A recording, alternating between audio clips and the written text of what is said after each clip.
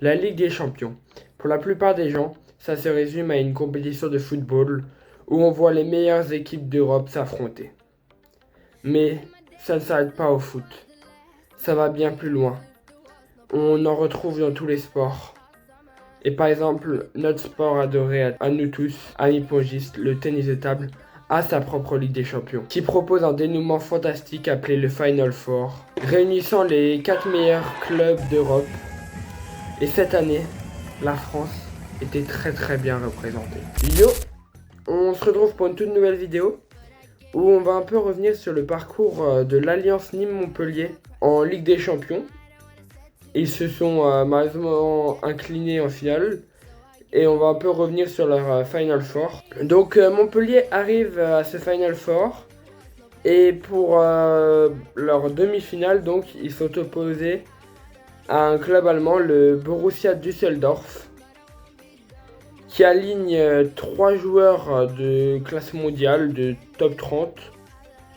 Anton Kalberg, Dang Hu et Kanagja. Sur le papier, c'est quasiment égal à Montpellier malgré un petit désavantage. Et Alexis, que beaucoup ont critiqué de mauvais après sa défaite contre Liang Jinkun au championnat du monde, prouve que ce n'était peut-être pas lui le problème. Et ce, en balayant Dang Hu 3-0. Vient ensuite le tour de Félix, posé à Anton Kalberg, un Suédois qui est connu pour poser problème aux meilleurs malgré sa place uniquement de top 30. Et avec un peu de mal, et des sets très serrés, Félix viendra tout de même s'imposer 3-0. Et vient ensuite les deux joueurs les moyens classés des deux équipes, Kanagja et Manaf Takar, opposés pour le match numéro 3. Manaf prend le troisième 11-8 et vient s'incliner 11-9, donc 3-7-1. Ce qui laisse encore un peu d'espoir au Borussia. Sachant que maintenant c'est les deux numéros 1 qui vont s'affronter. Deux joueurs qui jouent en porte-plume, Hu Dong et Félix Lebrun. Mais Félix, lui, viendra s'imposer, emmenant donc ses coéquipiers de l'Alliance Nîmes-Montpellier, le club chéri de son père, en finale contre Saarbrück, les tenants du titre depuis 4 années. L'équipe composée de loin sur le papier de la meilleure, des meilleurs joueurs possibles, car en Europe, on ne peut quasiment pas faire mieux qu'eux. Il leur manquerait vraiment juste Félix pour avoir une équipe d'enfer, car ils comptent dans leur rang l'actuel numéro 2 mondial, excusez-moi, numéro 3 mondial depuis ce matin, alors je tourne la vidéo, le géant suédois Truls Morgard, mais également le champion olympique, notre cher Fan Zhendong. Et en numéro 3, ils ont le choix entre aligner Patrick Franziska, un très bon 15 mondial, et Darko Jorgic, également un très bon top 15 mondial. C'est avec cette équipe, ça fait 4 ans qu'ils tiennent le titre. C'est avec cette équipe qu'ils sont venus sortir sur la double confrontation sur le score de 6-1, si je ne dis pas de bêtises.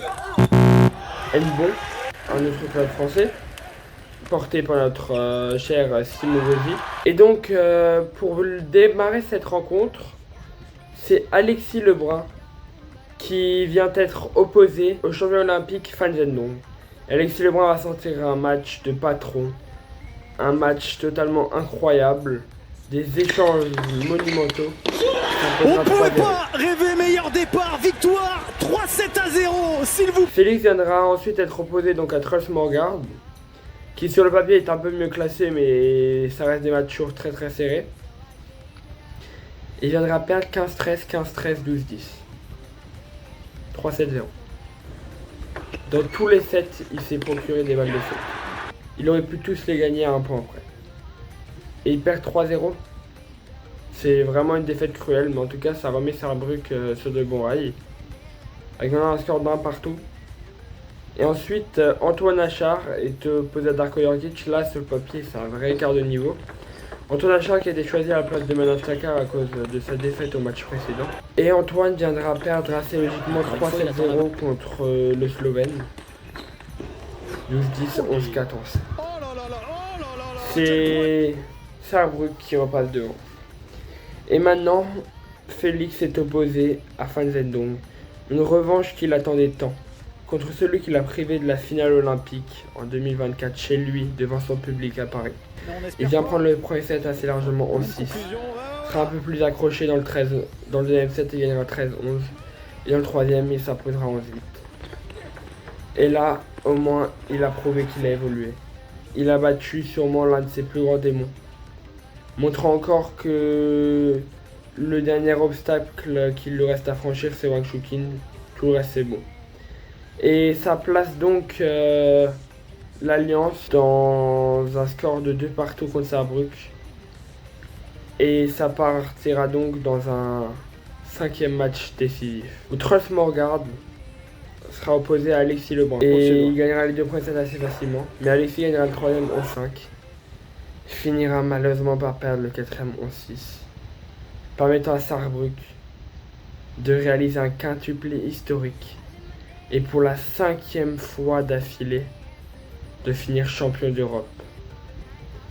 En tout cas, Montpellier, pour un club qui vient de monter en Pro A il n'y a pas si longtemps, réalise un parcours de Ligue des Champions absolument formidable. Et on verra l'année prochaine ce qu'ils feront. Et nous, on se dit ciao, à la prochaine.